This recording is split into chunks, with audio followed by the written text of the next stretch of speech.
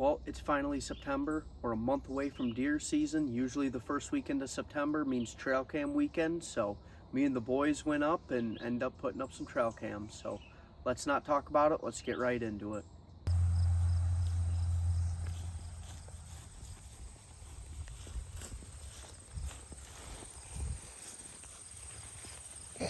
Keep going, Luke. What's this? Look at. Why is that in the grass? It's a deer bed. That's a what? Deer bed. Is it? So they're out here.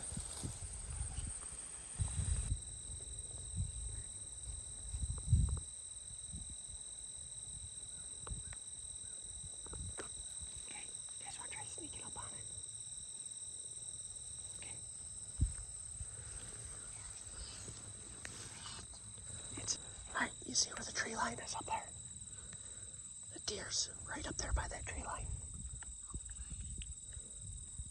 You think we can get close enough to look at it? It's up. Oh. We gotta sneak, okay?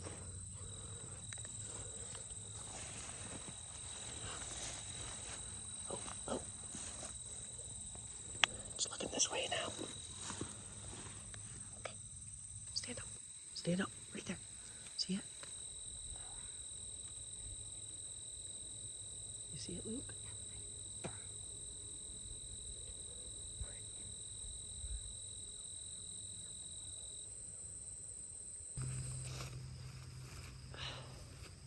We got two scrapes setting up right here.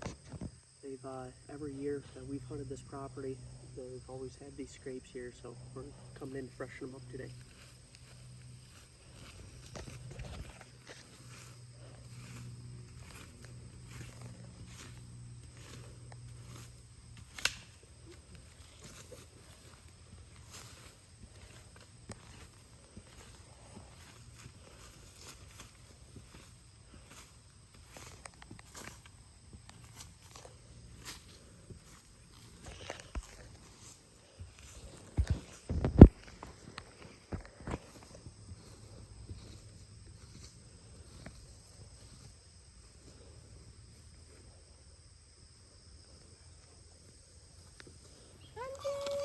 What do you want to do? This has got PP on it, buddy. Why? Because.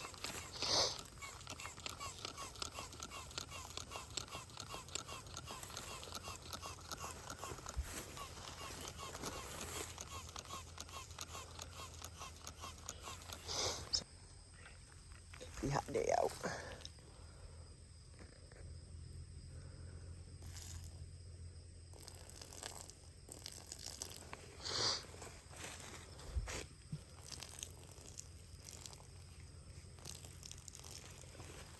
All right, come on, boys.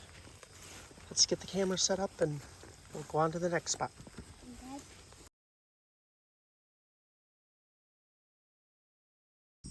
Well, it's Labor Day weekend, and for me that means trail cam weekend. Doing my last finish, touches up and things like that on my spots, looking at everything that I'm doing.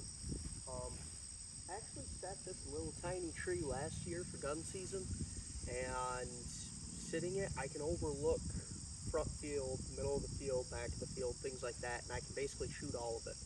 So I just kind of wanted to clean it up a little bit, so that way I can still see, still shoot, but still, be hidden enough.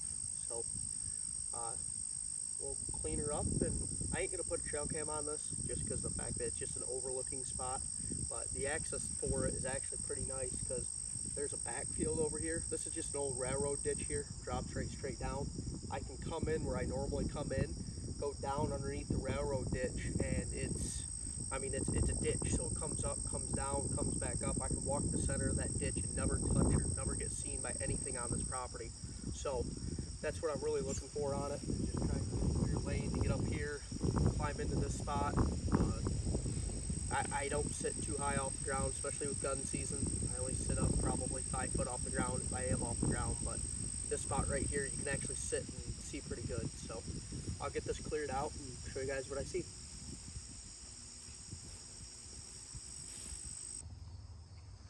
So I can walk right up this ditch line right here, come up, get up over this, then climb this tree right here. Like I said, I don't sit high off the ground at all. By the time I get up there, I'm sitting up there at eye level. Let's see if I can get up. I got all this right here to overlook.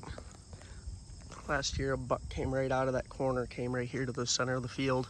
Just a little 6-point, but there's a little bedding area over there in the corner.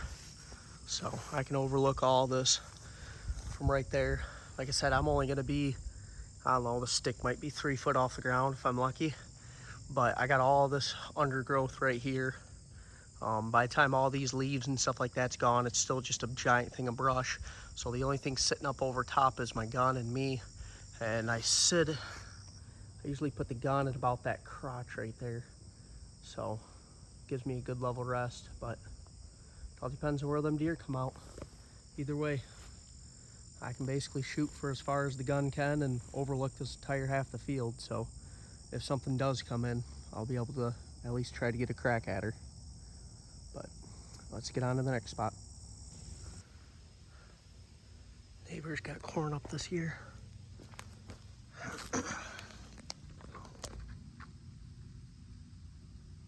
Not bad track. They're coming straight up. They're avoiding the hill. There's another trail. So I shot that doe last year. She came right straight down the pipe. Was gonna go over and cut up. They avoid the hill when they can. So they're either gonna come on this side or come down the other side. But I had a couple of them that came down the left-hand side. They'll follow the hayfield over. So we need to come up with a game plan to hunt this.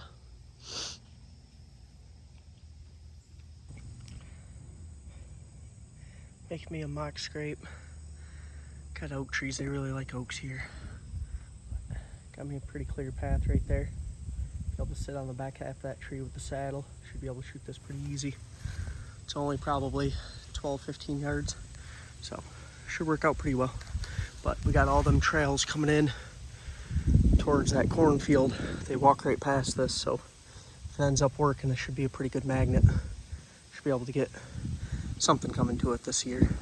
So, I don't know, we'll see what happens. It's all a fun game. But I gotta get that camera hooked up and we're on to the next spot. So this is a spot I call the finger. They come out right here. I actually shot my biggest buck out of, I think, one of those 2 trees right there. Them 2 big ones right there. But nope, they come out over here. They come out over there. I mean, those 2 spots is here.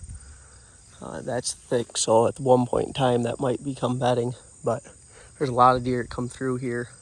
Put a camera over here off the point. See if I can catch stuff off the point.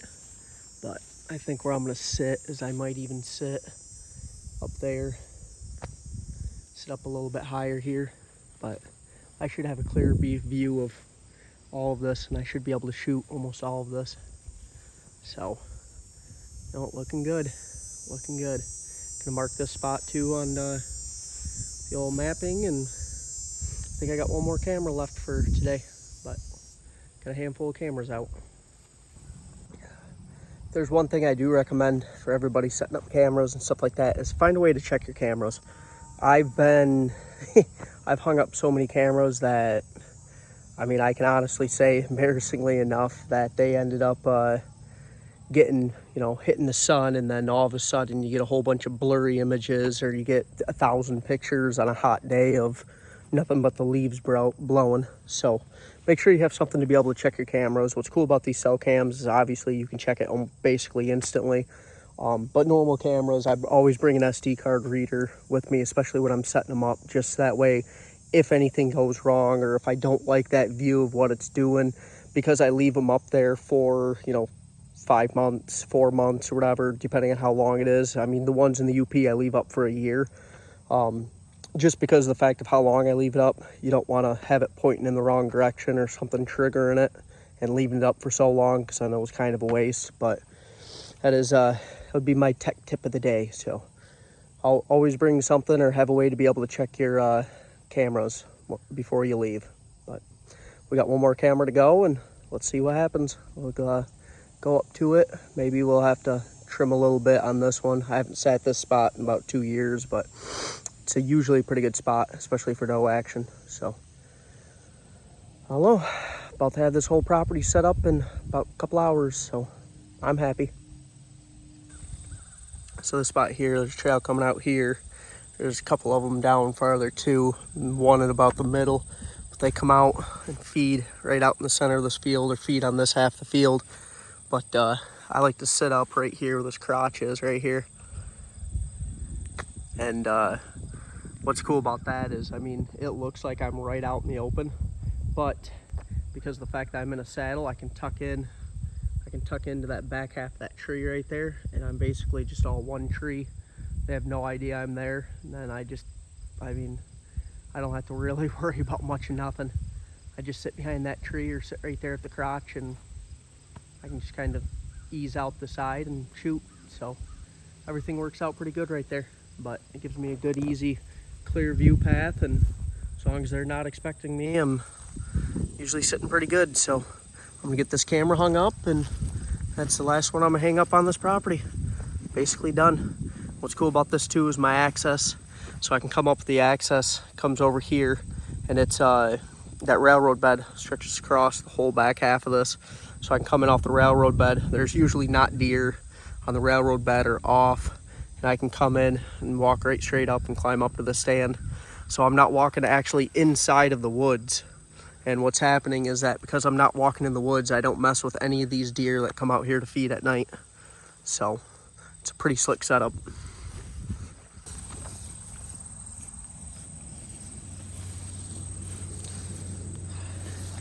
That's what I do before I move. What? I crouch down You crouch.